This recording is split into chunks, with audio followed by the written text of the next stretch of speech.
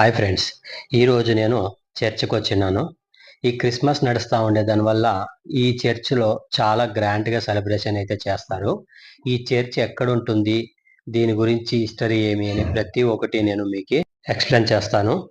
ఈ చర్చ్ గురించి చాలా హిస్టరీ ఉంది. దీని గురించి తెలుసుకోవాలంటే నా వీడియో మొత్తము మీరు స్కిప్ చేయకుండా చూస్తూ ఉండండి. చాలా ఇంట్రెస్టింగ్గా ఉంటుంది. ఎందుకంటే బెంగళూరులో చాలా పెద్ద చర్చు, మళ్ళీ చాలా హిస్టరీగా ఉండే చర్చు, పురాతనమైన చర్చ్ అంటే ఇది ఒకటే ఉండేది. ఈ చర్చిలో వచ్చి క్రిస్మస్ టైంలో, ఇంత పండుగల్లో, ఇట్లా టైంలో అంతా చాలా ఇక్కడ గ్రాండ్గా సెలబ్రేషన్ అయితే చేస్తారు. ఈ చర్చికి ప్రతి ఒక్కరు బెంగళూరులో ఉండేవాళ్ళు, కేరళలో ఉండేవాళ్ళు, ప్రతి ఒక్కొక్క ఊరు నుంచిను ఇక్కడికి వచ్చేవాళ్ళు ప్రతి ఒక్కరును ఇక్కడికి వచ్చి దేవుడి దగ్గర అయితే ప్రార్థన అయితే చేస్తారు. చాలా క్రౌడ్గా ఉంటుంది. నేను పోయినప్పుడు కూడా చాలా క్రౌడ్గా ఉండింది ఇక్కడైతే. ఈ చర్చ్ వచ్చి 19th సెంచురీలో ఈ చర్చిని నిర్మించిండేది. అంటే బ్రిటిష్ కాలంలో ఈ చర్చిని నిర్మించిండారు.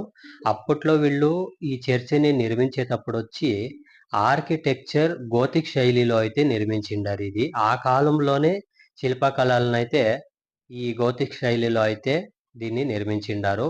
చూసేదానికైతే చాలా అద్భుతంగా ఉంటుంది. ఈ చర్చినైతే ప్రతి ఒక్కరు చూడాల్సిన ప్లేస్ అయితే మంచి ప్రదేశము అని ఇక్కడ ప్రతి ఒక్కరు చెబుతారు.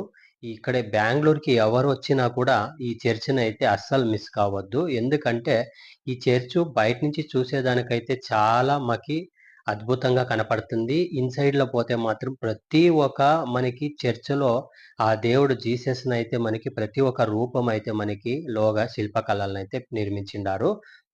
చూసేదానికైతే చాలా బాగుంటుంది. చాలా అద్భుతంగా ఉంటుంది. ఇది నైట్ టైంలో అయితే నేను పోయి చూసినప్పుడైతే ఈ లైటింగ్‌లో అయితే నాకు ఇంకా చాలా అద్భుతంగా కనపడింది. ఇక్కడ చూస్తున్నారు మీరు ఎంత రష్‌గా క్రౌడ్ ఉంది అనేసి అని. ఈరోజు క్రిస్మస్ ఉండే దానివల్ల మొత్తం బెంగళూరులో ఉండేవాళ్ళు సగం మందంతా ఇక్కడికే వచ్చిండారు. ఇంకొకటి ఇక్కడ ప్లస్ పాయింట్ ఏమనంటే ఇక్కడికి వచ్చినోళ్ళు ప్రతి ఒక్కరు షాపింగ్ చేయాలంటే చాలా తక్కువ రేట్లలో అయితే మీరు షాపింగ్